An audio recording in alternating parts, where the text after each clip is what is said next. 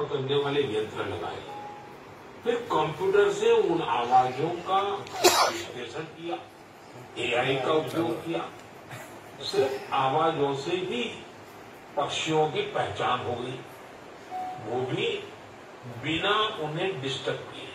सोचिए, टेक्नोलॉजी और संवेदनशीलता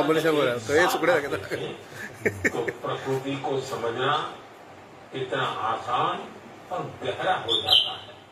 हमें ऐसे प्रयासों को बढ़ावा देना चाहिए ताकि हम अपनी जैव विविधता को पहचान सकें और अगली पीढ़ी को भी इसे जोड़ सकें।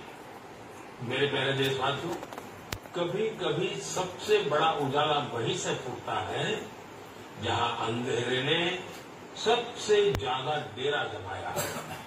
ऐसा ही एक उदाहरण है झारखंड के गुमला जिले का। एक समय था जब ये इलाका माओवादी हिंसा के लिए जाना जाता